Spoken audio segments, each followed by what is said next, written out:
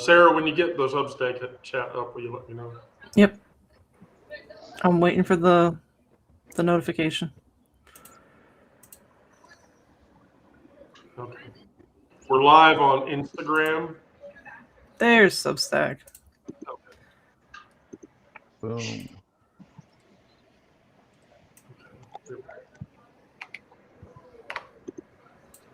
Okay. Yeah. Wait, where's the, oh. My windows are ill-behaved. Things got reorganized. Yeah, I'm just trying to get situated. I mean, it takes a minute, right? Okay. So, who's echoing? Is it me?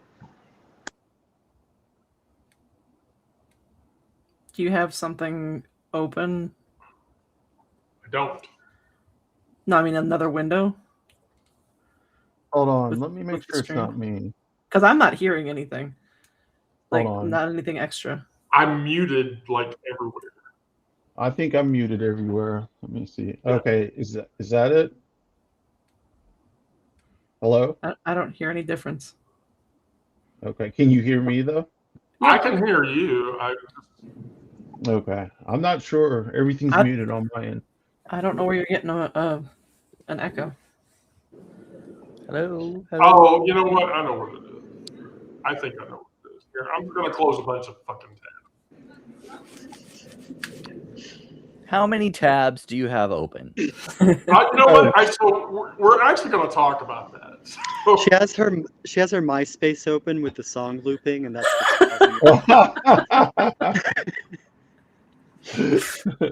Brandon, you can fuck right off. Okay, so we talked about this to the people who are listening.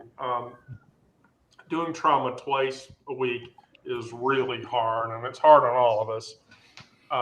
And so it turns out it's much easier to just talk about things from a social perspective than it is to talk entirely about trauma. And so over the weekend, I went through a severely traumatic event. Again, I'm not ready to talk about this event, how this event went, what happened in it. It was very traumatic. It was very difficult. I spent most of the weekend in tears, crying, trying to adjust and normalize because it came completely out of the blue and I didn't see it coming. And the reality of it is that I think the byproduct and solution of the problem will work itself out, but it brought up a lot of pain points. So really, I think what our hourly talks should be focused on is survival. And so I've asked everybody, and everybody kind of agrees. And so from here forward, we can just sort of continue talking about trauma, but also other things that are not so traumatic. And so with that, I'll open and I will say, building life is really, really fucking hard. There are days that I look at my desk and it hurts. And I reorganize it constantly. And we're all social media animals, and social media drains me. I mean, it bleeds me fucking dry. And the reality of that is that there are some days I would rather just bleed out than tell the people that I care about or the people that I love, I'm stuck and I need help. So this isn't about balance or self-care bullshit.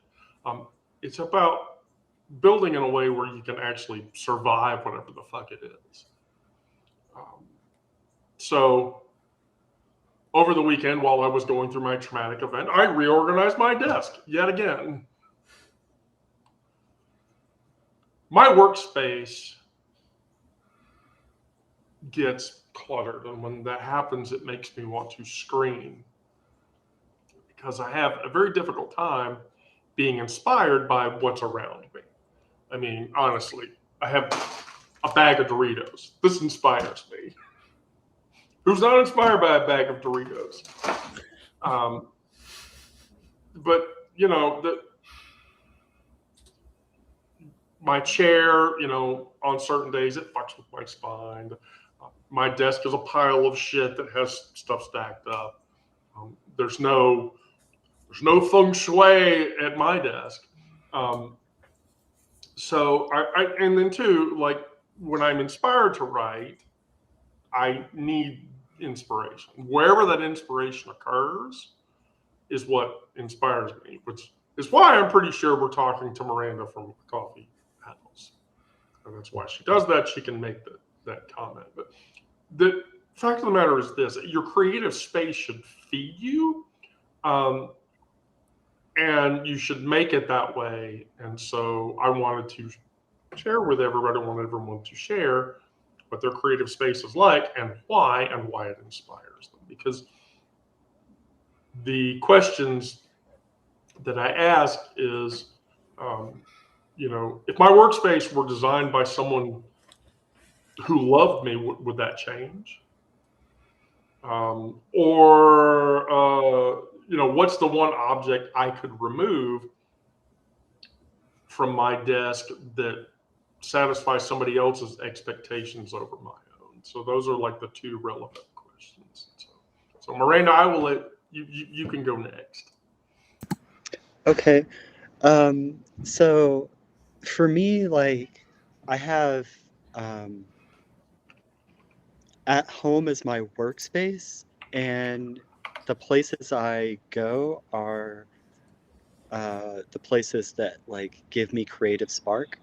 So today, like on many of these lives, I'm at my local coffee shop that's just half a mile from where I live, and when the weather's decent, I walk over here, and just the act of like being uh, solitary and walking and people watching um, helps like get my creative juices flowing. Another space that's important to me is the park that's near our place. I walk my dog over there a couple times a day, and so like I go to these places and find that like that's where I'll get like a creative spark. Like I'll get um, one line of a poem will like pop into my head, and I'll um, jot that down in my notes app on my phone. Um, but then um, as far as like actually doing the work of writing um, and like drafting the rest of a poem or writing one of my memoir pieces. Um, I do most of that at home. We live in an apartment, so like space is at a premium. Um, so like my wife and I share a desk that's in the corner of our bedroom. And so things that we've done to make that space work, we put up curtains around the desk space so it's like blocked off from the rest of the bedroom, um, and like situated one of the bookshelves where it's like right behind whoever's sitting at the desk. So um, yeah, and then we try to keep it neat-ish for each other, but um, we both have our projects that we're doing, and um, she works a corporate job that is hybrid. So sometimes she's working from home with a whole pile of uh, work stuff, um, and she has to have the monitors a certain way for the endless amount of spreadsheets that she seems to have to manipulate. Um, So yeah, I don't know if that answers your question, Wendy, but it's kind of my vibe. No, I'm totally with it. Brandon? Oh, look, I'm center stage. No pressure. I know. When I started working from home, I found it easier to go to a coffee shop or somewhere outside of my house to do my work. Partly because it was, it was. I know it seems kind of odd to say it, but I had more distractions at home than I did being in a coffee shop, because at home there were a lot of things I could be doing. A lot of, I don't know, laundry and dishes and cleaning the house or whatever. And I could justify, like, oh, I need to get this done, and that would take me away from my work. But if I went to a coffee shop specifically to work, then that's what I was there to do, even though there was music and there were people around and stuff. I still found it easier to focus just on my work. I like the white noise of the coffee shop. Yeah, and I don't know. It was just I liked it that way, but I also I feel kind of an obligation. If I'm there, I need to buy something. I need to buy coffee or whatever while I'm there, and that was just like an extra expense that I didn't feel like I needed. So this room that I'm in now was mainly used for storage. There was a bunch of stuff in here, and I finally just cleaned it all out and put a desk in front of. I'm facing a window right now, and put my desk in front of the window and got the bookshelf as my backdrop. And I thought that would be a cool kind of scene when I'm doing live videos and things like that, and make me look a little scholarly or something, with all these books and the globe there. And somebody mentioned one time that I was like, oh, he's got a globe, he must be smart. Like, He knows the Earth's not flat. yeah, that's right. That's true.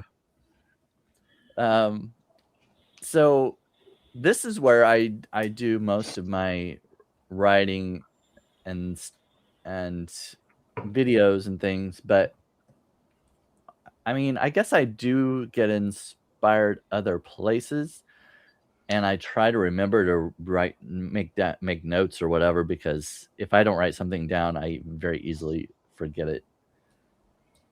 But I do tend to do most of my stuff here, and I guess this is where I get most of my inspiration. I think it helps that I have a window right in front of me. It may be distracting for some people, but for me, I kind of need to look out at something while I'm thinking. I don't know if that makes a lot of sense, but I need a little more depth space to look out into. But a lot of times when I'm writing one article, it may spark something for another one. Basically, like at Christmas during December, I was writing one article about, I don't remember what it was about, something about Christmas, Santa or something. And as I was writing, I was like, oh, well, this kind of is going off in a different direction. This could be a completely different article. So I copy and cut and put that into another article, and that was a completely new one. And then I ended up getting 3 articles out of just one idea. And this, I don't know if there's, I really have a muse or anything. I don't think I have a personified muse, but I don't know. So I guess the question was about my space, basically, wasn't it? I kind of went off on. Because every time I see you, Brandon, it's just you and the wooden shelf behind you, which I mean, like sort of like when Jinx isn't alive, like she has like that shelf behind her and there's shit behind her and it's cool. And so, like, I look at your shelf and I think, that one, you have a globe.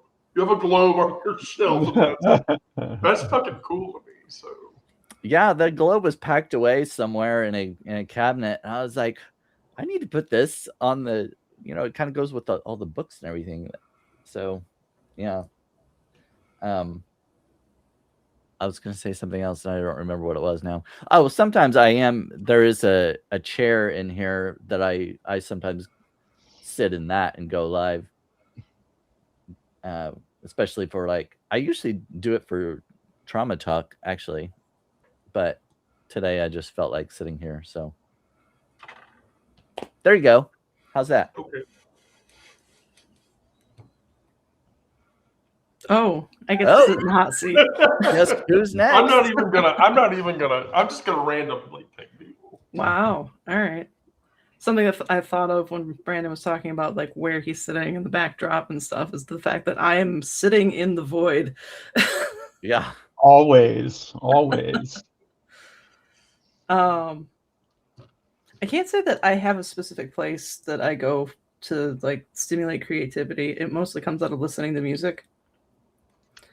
That way I can, it kind of just comes anywhere. And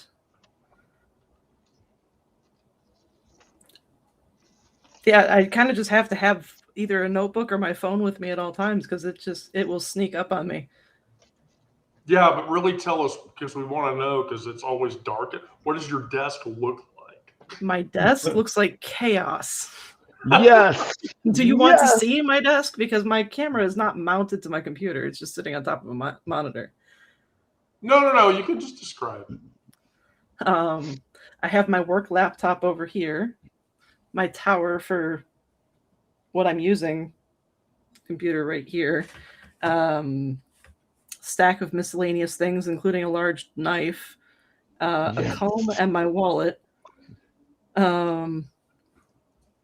Motrin, lots and lots of headphones, muscle rub, medication, phone stand, yeah, and an entire tower of paperwork and notebooks and miscellaneous electronics. You've seen my desk. How does it compare to my desk? My desk is smaller and more cluttered. Okay. You would hate my desk. Mine's pretty cluttered too.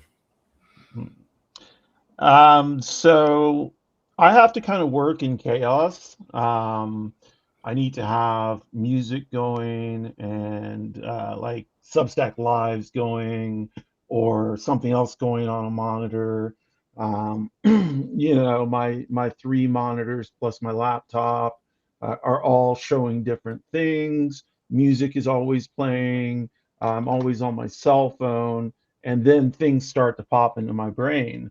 And I just start scribbling furiously. So I've got all these little papers all over my desk, and it's just it's crazy how much how disorganized I am. I've got lipsticks and just boxes and lamps and things of pens but amongst all that is where I think my creativity comes.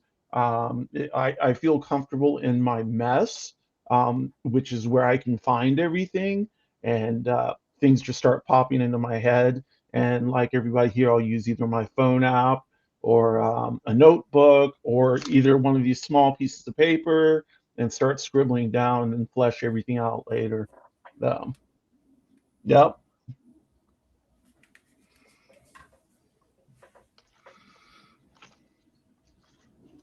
I agree with that. So I'm going to move into our next point of topic. So social media. So from my perspective, I social media because I get in front of my term before I start working, and I write the daily digest. And so then, and everyone probably knows my secret sauce, because if you're reading the shit that I write, you know where it ends up. But basically, I get the daily digest done. I start working on the topic for the queer space story, if I'm going to publish a queer space story, and then, or whatever featurette for the week. Like last week, the featurette was the Jack Smith testimony, because I got a PDF copy of the Jack Smith testimony before the Department of Justice DCMA'd everybody to take it down. And then, I wrote a special report about it. But it's 1:30 here, so I already have half of the queer space story written for tonight. And so what do I use social media for? Well, okay. So after I publish the morning digest, I wait till 11:07, 11:05, 11:07, and then I go and snipe the Jeff Tiedrick post for the day to get the daily digest in the top of the Jeff Tiedrick post. Which, by the way, Jeff has called me out for a few times in doing. It's cool, though. And then I do the same thing for Scott Dorkin or whatever. Like, I have my 5 Substack reads that I snipe the top post for. And I actually, for the stuff that I'm writing, that's fairly successful. But that's what social media is for. It's just to get what I'm writing out to other people and or to be informed. Because honestly, outside of the news that I read on Vox and Mother Jones and The Guardian, all the other mainstream media sources, I don't trust. I won't trust them because it's all bullshit. Like the New York Times being a bunch of anti-trans motherfuckers. Yep, fuck them. Fuck them. Some platforms make you feel connected. Others turn you into performing SEAL tricks for everybody. You can't really tell the difference between community and consumption anymore. I can't. It feels like constant consumption. It feels a lot less like community. And so if I'm feeding an algorithm that doesn't give a fuck about what the fuck I'm saying, then it's kind of hard to participate in it. And the result of that is that, there are some apps that drain you. People who are still on Twitter. I have no idea how the fuck people are still on Twitter. I just don't get it. Someone in any chat is free to explain to me how the fuck they're still on Twitter, because Let me ask you this, though. Aren't Twitter and Blue Sky pretty much the same type of action platform? No? No, here's the thing. So Twitter is just MAGA dumb fucks. I mean, Twitter has gotten so bad that Jeff Tiedrick canceled his account. Okay. Jeff Tiedrick 100% said, fuck you, Twitter, and left. Scott Dorkin still posts there, but I've asked him before, why are you? He's like, I don't know. So the problem with social media is doom scrolling. Miranda knows what I'm talking about because she's done it.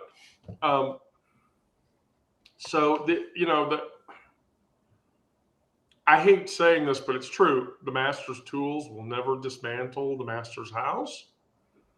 That statement holds true. Audre Lorde, by the way. Nice. And that's a reminder that platforms designed to extract and commodify will never truly liberate. The only way that we get liberated is by our own words and people reading our own words, whatever those words are and what capacity those words are. And no matter how hard we try to make them serve us, they won't. So, Brandon?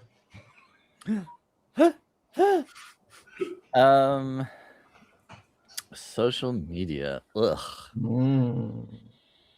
I don't do a lot of social media. I put my stuff on, well, I don't know if YouTube is even considered social media necessarily. Yes.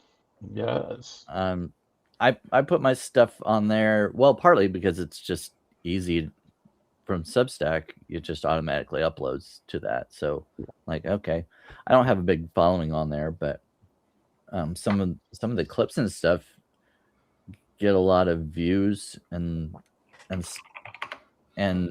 but I don't do a lot with it.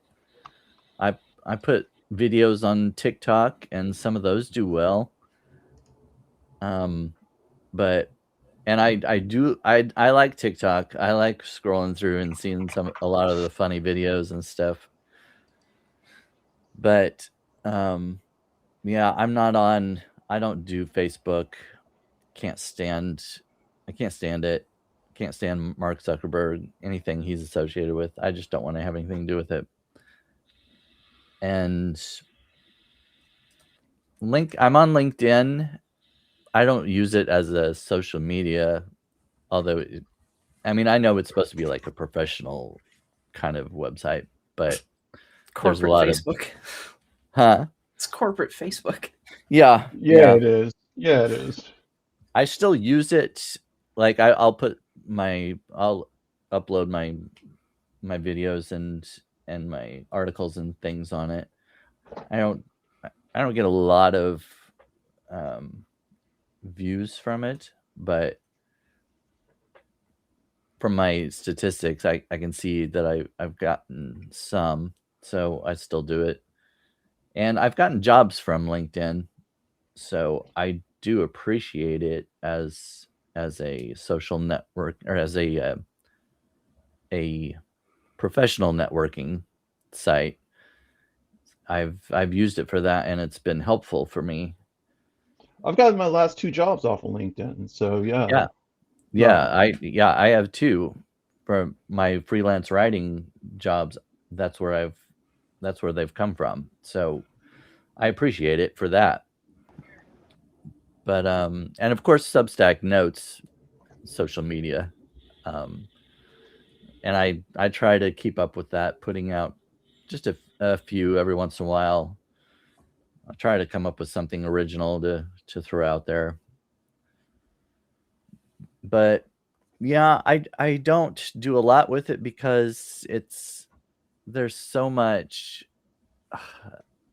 People just say so many things that are just ridiculous.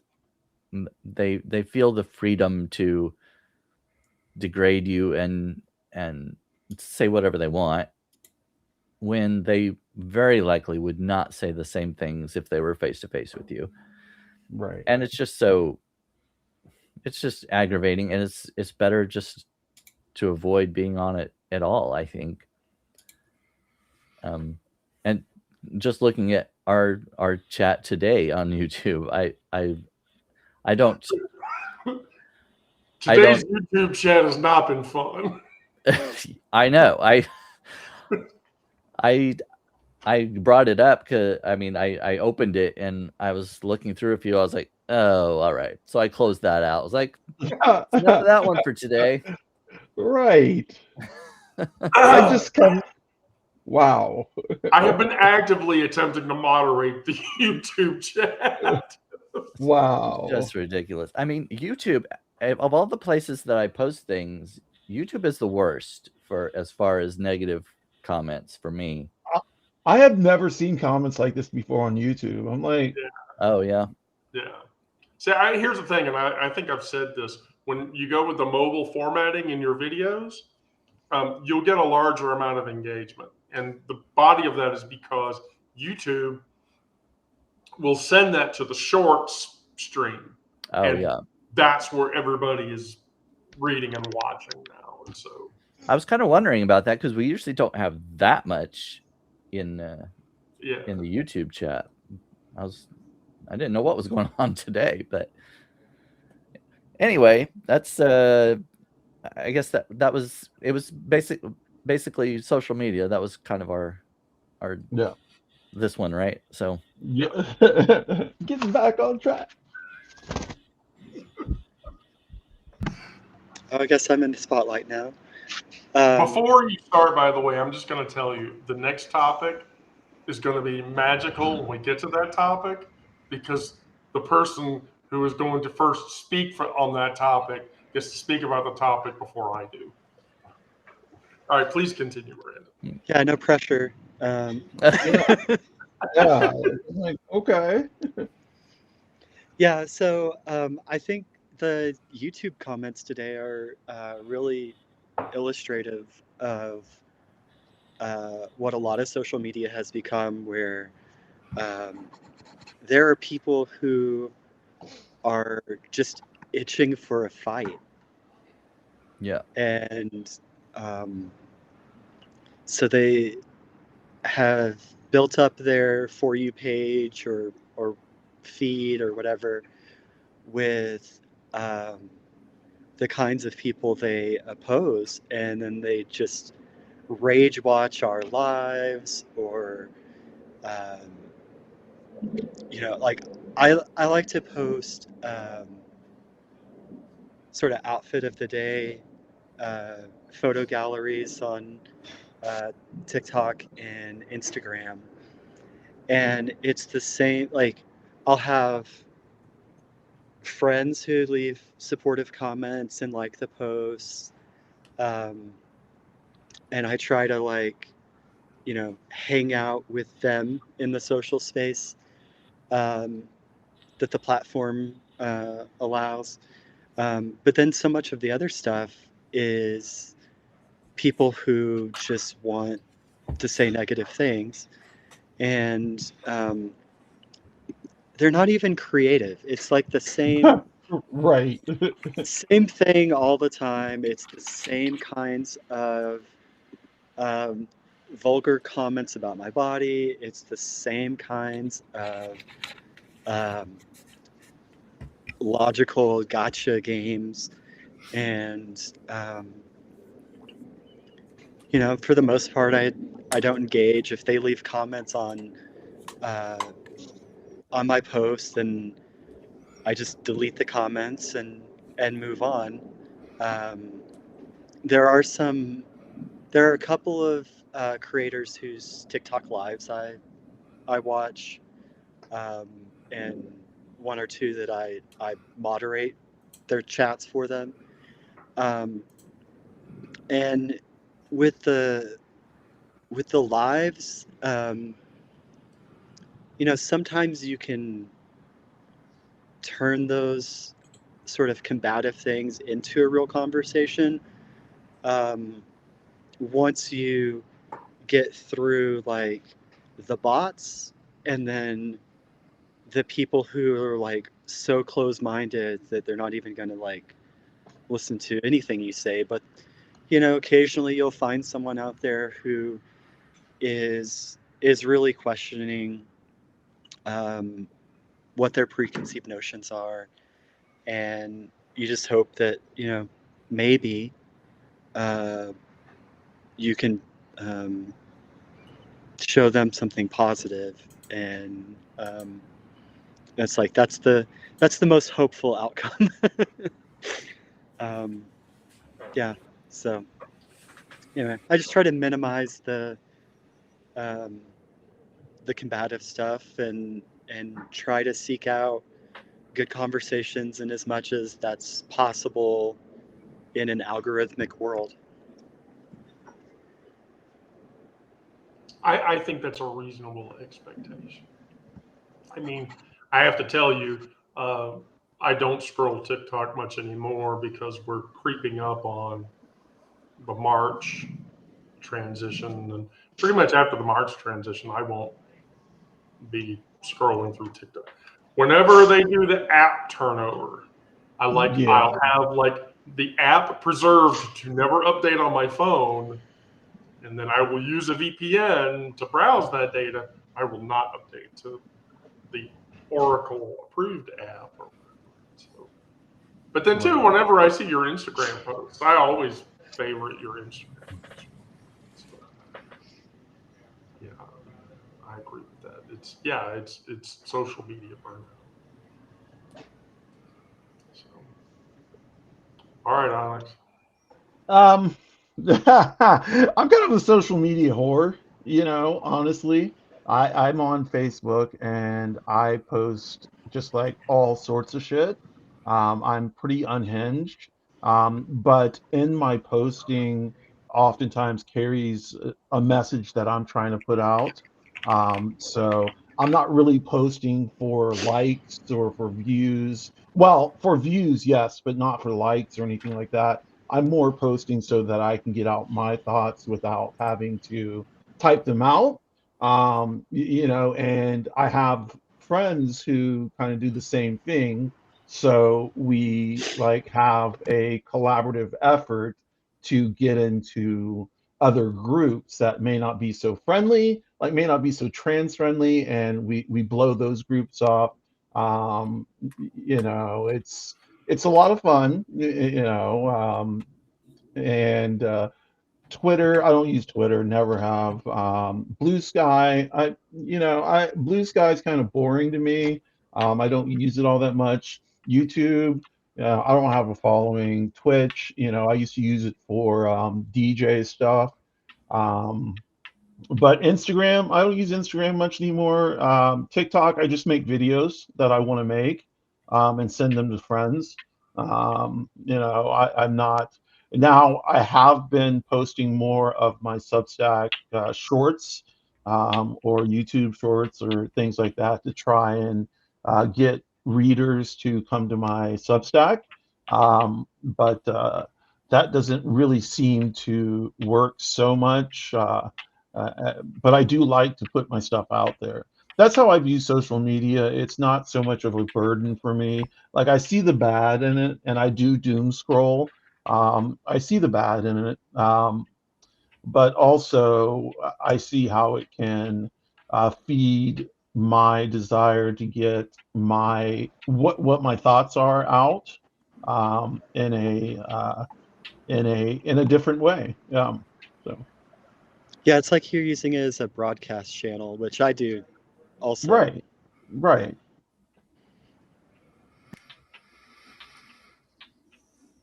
Okay, now I'm not talking into mute. Okay, now we're going to go to the next subject. And the next subject is much more positive, for which I'm about to put on a leading expert on the topic.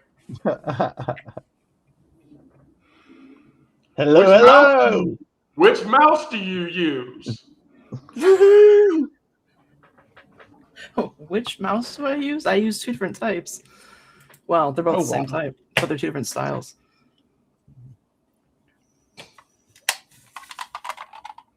That's the one I use for work. Oh my God, it's horrific. That's an old school mouse. I like That's it. not even the most old school that I've used. Like the one that I used to use was set up more like this, but it was boxy, but the ball was in the middle and the buttons were on either side. That's how mine is. Like, look, it's got like buttons here and like the ball is right here. Yeah, but it was on top, so you have to like use the ball with the two middle fingers and then push the buttons with these two. Okay. Were you using these two middle fingers to move the ball? Because I feel like if you've been doing that. Actually, three. Three? One in the If you're using these two fingers and you've been doing that for a while, I think you should be aware of something. Well, the third might be going somewhere else. Well, I'm not going to talk about that. Keep your nails smooth. Just there we go. There we go.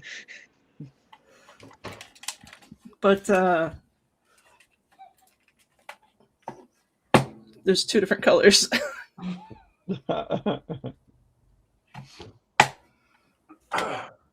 Wow, Sarah, you really handle a pair of balls really well. I used to have a set that had chimes in them. Well, I wish I had those when I had them. Like just to go jingling-a-ling. I'm sorry, I'm not being transphobic to anybody by saying that. If that is the case, anybody takes it that way. I apologize. Not my intent. Yeah, not my intent at all. So yeah, I'll cop to it. Here's the funny thing. So I have a unique input methodology. So like everybody else, yes, I use a trackball gamer mouse with like 8 buttons because I play video games.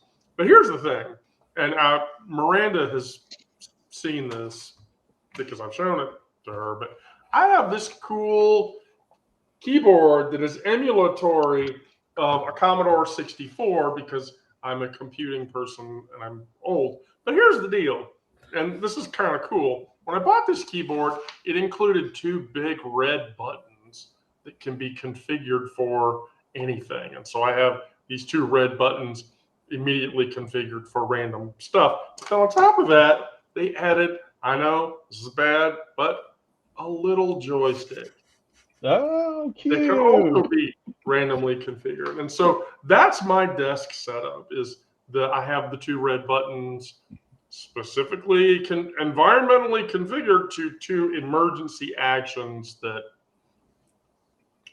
hitting those buttons will take care of. I think I'm probably going to map one of these big red buttons to ban user on YouTube. Ban active user on YouTube for dropping comments into the comment sections that are ill-advised. But yeah. right. So now I have to know. Brandon, do you use a mouse, and if you do, what kind? Well, If you use My a mouse, balls you are- double click it. my balls are not 2 different colors, and they do not have chimes.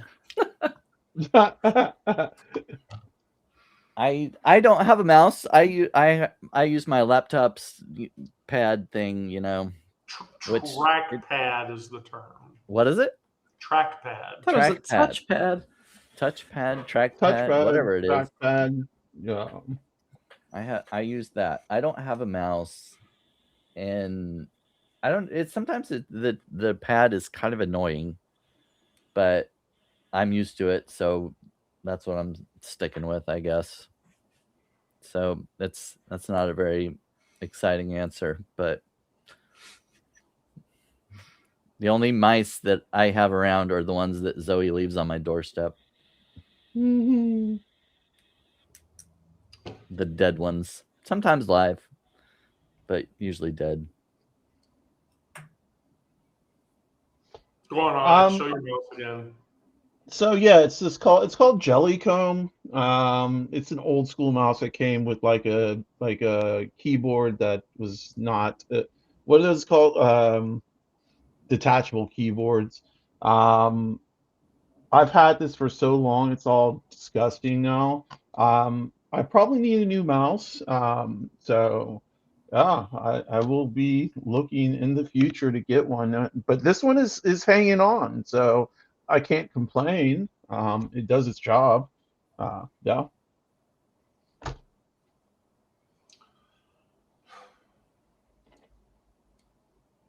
All right. Well, we'll go right to today's hard topic. I picked it for the end so that we can focus on it.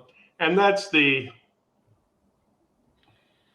going through the day and some bullshit happens and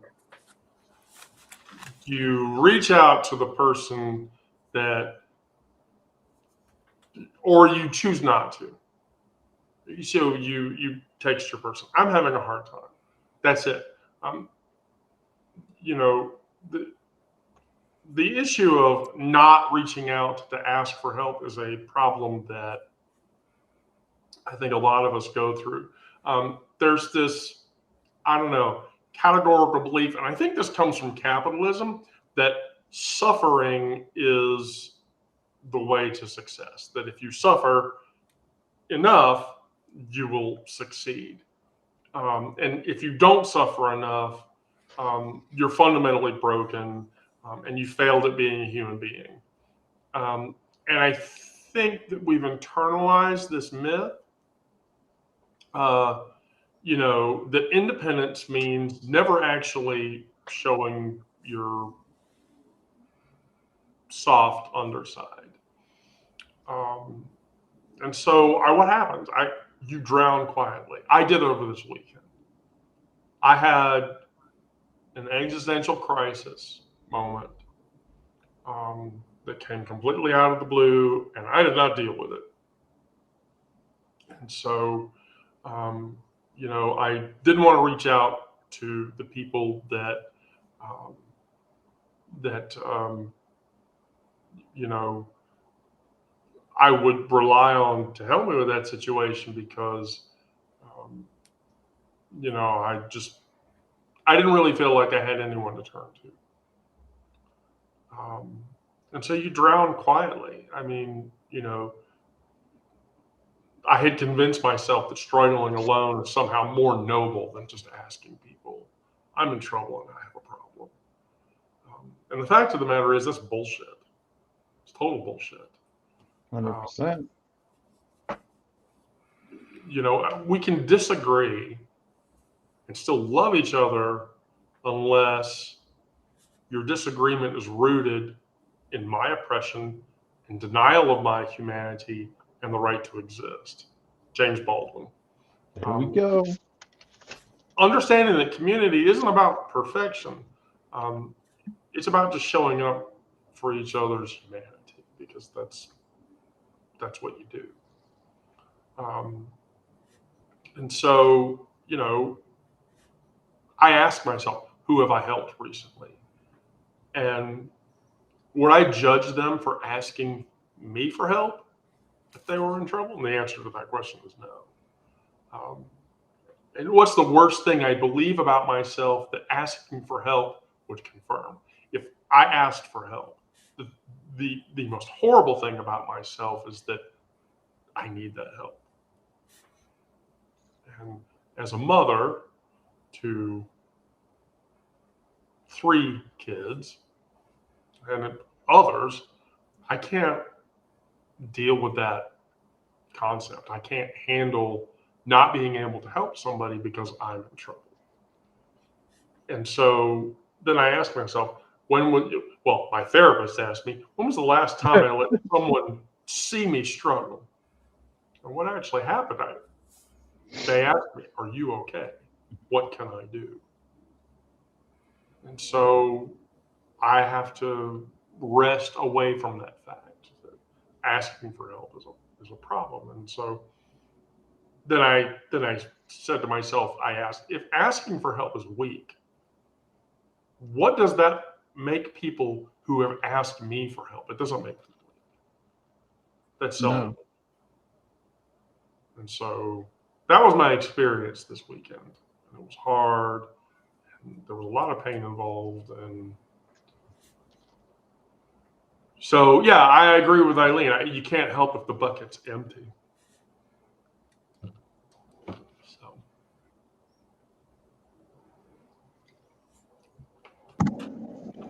So one of, I guess, my biggest hangups as far as asking for help goes is I have trouble asking for help until I figured out what the solution is. Mm-hmm. So I will put myself through a lot of hurt and pain and emotional anguish until I can figure it out on my own, and then I might be willing to ask for help with what I think the solution to the problem is. But and I know that that's something I need to work on, and that sometimes the answer that I come up with isn't really the best answer. It's just the one that I'm in control of. So, definitely need to work on asking for help when I'm most vulnerable. Yeah.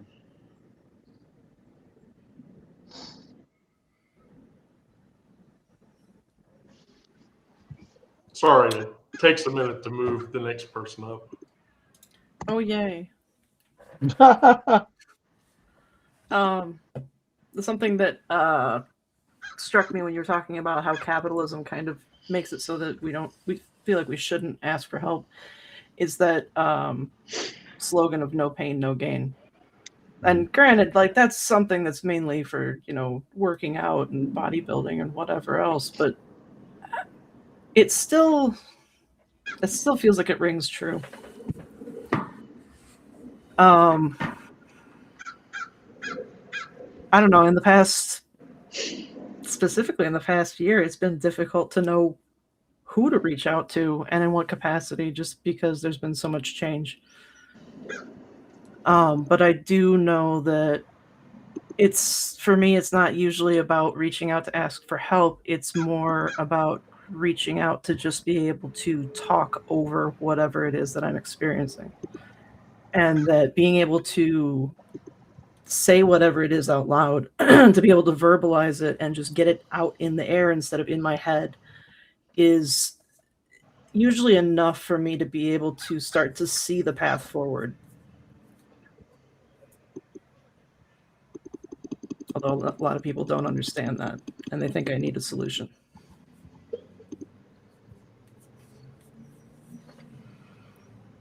I think that's the same for anybody. I really do.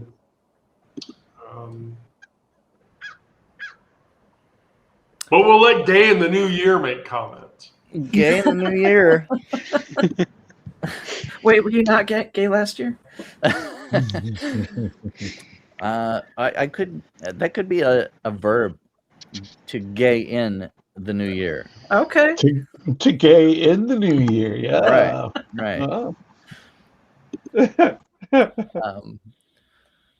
I think we talked about this a little bit in the last trauma thing, but I kind of learned from an early age that I couldn't trust my parents, my family to help me when I needed it, and kind of became independent because of that. And so that's a long time to practice handling things on your own. So it's difficult to overcome that, to to reach out and ask for help. And kind of like I hadn't thought of the concept that Miranda was talking about, of coming up with your own solution and then asking, well, this is what I feel my solution is. Can you help me with this part of it? And I can see how I've done that some. So it I still tend to want to solve problems on my own, handle things myself. And Cynthia, I don't think I'm any gayer this year. It's hard to tell. On a scale of 1 to 10. Yeah, we're only 5 days in, so I am talking. I'm talking to a guy, and I think we're gonna meet pretty soon. So. Oh my God, you're gonna meet somebody? Yeah. Yay! That'll be interesting. So. Do you think you can bring him on live so that we can ask him? Oh gosh! And find out if we. Honey, Mama does not want you dating anybody that Mama does not approve of. Yeah, well, all your moms need to approve. Yeah. That will be very far in the future before that ever happens, if it ever does. Okay. Onyx. So like Brandon, I was not one to ever go to my parents. When I was younger, I was not medicated, and I have bipolar disorder and ADHD and generalized anxiety disorder, all that stuff. But what that meant is I was swinging up and down, not really knowing who to trust or what to do. So everything stayed bottled up. What I've tried to do in the last like 3 to 5 years is to open up more, allow myself to be open. Um, Allow myself to experience everything, the hurt, the ache, the pain, the ecstasy, the joy, all of it. And I keep on saying, like, I'm a walking, leaking tear duct, and I am. I will cry at just about anything. I feel like I'm allowing myself to feel my emotions. And, when things come out of the woodwork and hit me hard, um, I tend to allow it to hit me and allow it to sit within me. And then, like Sarah said, just talk it out, whether it's with my therapist or a friend. I just want to talk. And by talking, it releases some of the negative aspects of that pain, and makes it more bearable. Um, so, yeah, I think a lot of talking has helped me. A lot of introspection, from just being like closed in for so long. For so long, I was just within my head, and to a certain extent, I still am. But I've been working on releasing that so that people can kind of get a better read of who I am. And by people coming to me, it also allows me to bounce ideas off of them. So it's like a symbiosis, a symbiotic type of relationship. And yeah, that's how I dig it. That's how I get down. I mean, I think that's any of us at this point. I No. think so. I really do. um, uh, Give me just a second because I'm going to be a bitch.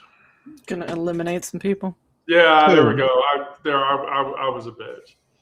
Adam Um, Muhammad? yeah, like I should be shocked by that. Right. Yeah, I should be shocked by that at all. So here's the thing. Here's the whole ball of wax. Um, you don't need to optimize yourself into a better machine. Um, all of us need to remember that we're human. We're soft. We're breakable. We're deserving of kindness and gentleness. Um, your body isn't lying to you. Um, your need for help isn't weakness. Um, the life that we live um, isn't the only option available. You can make changes. Um, Start small. I started small. I dragged out boxes filled with very old, over 40-year-old comic books that are actually kind of cool. Bloodshot was a great uh, Valiant Comics title from the early '90s. Miranda didn't see it. I'm gonna prove to Miranda that I'm old. Is I have a comic book from 1992 in the Valiant capacity, um, and so I have gone to cataloging. Um, um, Gone to cataloging um, uh, those and then reorganizing aspects of the house, um, so that things work in a better space and they actually flow better. But liberation isn't a destination. It's choosing yourself, whether you do that over and over, until it becomes muscle memory, and then you just do it. So, Miranda, do you have anything to add? No. Mm. Brandon? I don't think so. So are you going to bring him on a live? When are you meeting the guy? I I Now I think just want to know. I think on Wednesday. Wednesday. Yeah. Coffee shop? Yes, exactly. Very nice. Yeah. Okay, how long have you been talking to him? Oh no. I can't remember when I met him on a dating app, and we both matched. We liked each other or whatever, and I took your advice and I created a Google number to give him because I didn't want to give him my own number. That's a So good idea. Yeah. I Safety created- first. Yeah. Safety so- first, definitely. So I have a story to share over your gay in the new year. Oh When I well, saw that, go ahead, please get it off me. No, you reminded me of my friend Dave. And I think I've told stories about Dave before, but this one is specific. And so, a very long time ago, Kira and I worked together. And we worked with a guy named Dave. Now, Dave, precluding the fact that I never knew that Bubba was gay, is probably really the first gay person I'd ever worked with in my life. And so we were working one day, and Dave was on vacation or whatever, and we had a coworker named Zach. And we were sitting around the conference table, and Zach was like, "Oh, Dave's not here. Where is he?" And I went, "Oh, he's gone down to Florida. He's probably got some guy's legs wrapped around him or something, and he's having a good time." And Zach looked at Kira and I, because Kira nodded and agreed with me.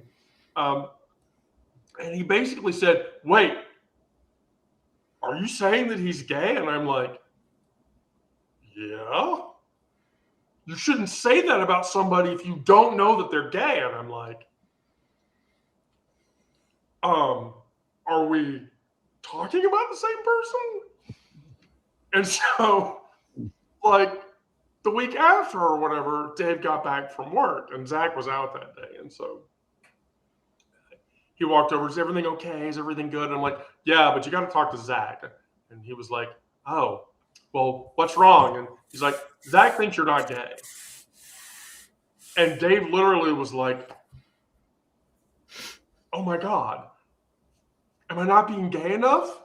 Do I not get off gay enough vibes?" And I'm like, "I don't know, Dave, but you should talk to him." Because he was like, "Oh heavens, okay." Whew.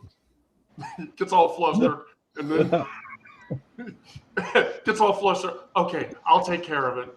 I promise, I'll take care of it." And so, like the next day or whatever, Zach walked in to the office and sat down. Dave walked over to him and he said, "Honey, we have to talk." Zach was like, "Okay." And he went, and I didn't hear what he said to Zach, walked away, but then Zach walked over to Kira and I, and Zach was like, "Oh my God, he's gay. I've never met a gay person in my life." And I went, Oh. so there are times when we're having live sessions, Brandon. You remind me very much of Dave because you're as animated and colorful as he was, and I think it's beautiful. I think it's beautiful. And if you're dating somebody, I totally you need you need to do a live. We need to do a live with him one time. If that turns into a serious, he's there while we're doing a live session, you need to get him to. Well, it'll probably be a while before I even tell him that I'm doing any of this. What would you discuss? Like, is Substack? Substack is a pretty substantial part of your life, isn't it? So, like, what do you just like? What's a good first date top? I mean, I guess there's better first date topics than Substack, but you know, But it might come up in the what do you do? Right. Well, yeah, so I I- feel like Brandon, you have to tell him you're a writer if you haven't already, I right? can tell him. Yeah. I can tell him that I'm a freelance writer, and Right. I do work outside of Substack because it doesn't pay all my bills right now. So I do have to do projects, freelance writing projects to earn my living. So I will tell him that much. In I the just- beginning. Yeah. Right. In the Right. beginning. Right. Yeah. Oh, and Zen GD, yes, I am gay. I'm just telling you, Zen DDD is probably baiting you. I'm just Right. I What? know. I just I might as well answer the Hold on. question. Hold on, Brandon. He might be baiting you. Oh, Let's let's just go ahead and confirm it, Brandon. You know, Yeah, let might everybody as well. know. Yes. You know what, Brandon? Here's the thing. I'm just gonna say, okay. I think you're beautiful. I do too. More than your orientation, I just think you're beautiful. Yeah, I do too. Gonna make Thank him you. blush. Thank All right. Well, cool. So I just heard something that was weird. Anyway, so next Thursday at 1:00. Does that time still work for people? And do we like this formatting of topic discussion? I Did like you say this. this I Thursday or do. next Thursday? No. She said next Thursday, but she meant this Thursday. This Thursday coming. Oh, okay. Yes, this Thursday coming at 1:00. I like am. this format. I think it keeps it moving and allows us to go as light or as deep as we want to in a topic. Right. There we go. Yeah. Well, I'm just going to tell you, I'm pretty much going to say that I'm ready to add Friday at 1:00 to the sessions thread. And then those are going to be the live sessions that I do. Because I'm not gonna do nightlies anymore. I'm burned out on nightly live sessions. And the stuff that I'm writing is way more important than doing engagement. I mean, I love talking specifically to the four of you. That's why I want to keep doing that. But so I'm going to update the live schedule to 1:00 Monday, Thursday, and Friday, with an ad hoc live session on the weekends, maybe. And that one, even then, I would probably do at 1:00. And then your random gaming things in the evening. Yeah, and I'm still doing random gaming shit in the evening or whatever, 'cause I'm stuck in a game that I can't get out of, and I actually got Sarah addicted to it. I don't know that I'm addicted to it, but I'm playing it. Yeah, we'll see how that plays out. So, I mean, Onyx was watching me play yesterday. I watched Baldur's Gate, which I thought was fucking rad. I've never seen that before, and I can see why gamers get into the storyline now. That was fun. The other one I was confused as hell, so I don't know how to do that one. That's the one that Wendy got me started on. No. so yeah, Endless Space is a 4X, which if you don't know what a 4X game is, that's a genre. So explore, expand, exploit, and exterminate. It's basically Well, a longer iteration of what the genre of games that are called real-time strategy games. It's a real-time strategy stretched out way over a longer span of game time. So Yeah, but that's what I do. I mean, I play video games and then people get addicted to them. So anyway, all right, well, cool. With that, I don't have anything else to close. Does anybody else have anything? So Wednesday. So if we do a live on Thursday, you'll be able to comment, Brandon. On Thursday? Yes. Yes, I think so. Okay. Well, I definitely want that live. I would definitely want that live. Oh yeah. Oh, I definitely. Well, let's agree. Like Brandon, even if it doesn't go great, let's still just talk about it. I'll talk about it somewhat. I'm gonna edit it. Yeah, I'm gonna edit myself. Okay, that's fine. That's fine. All right. Well, everybody have a good afternoon. Thank you, everybody that was listening. Thank you, all of the people on the YouTube live who were listening and made stupid comments. A bunch of you are on timeouts for 24 hours because I'm sorry if you're gonna say shit like that. Fuck you. Yeah. Yeah, Go in the corner. we'll see you again Thursday to troll us some more. Yes. Right. You can pull And away then all you'll get you put in want. the corner I again. get it. That's fine. Come on by.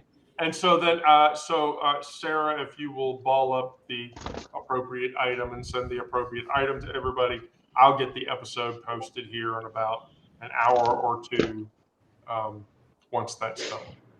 Thank you all. I love you all, and everyone Love you. Bye. be safe out there. Bye.